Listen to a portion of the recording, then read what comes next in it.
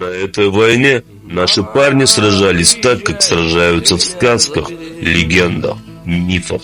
В истории человечества не было такой войны, которая породила бы столько героев, ибо каждый чеченец, участвовавший в ней, был героем. Не случайно ни один чеченский боец не пришел на войну по повестке.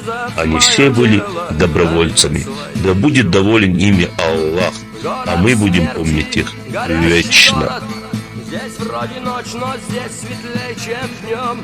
Здесь горы трупов, здесь мертвый на мертвом, а смерть таится за каждым углом. О Боже правый, да это же наши танки.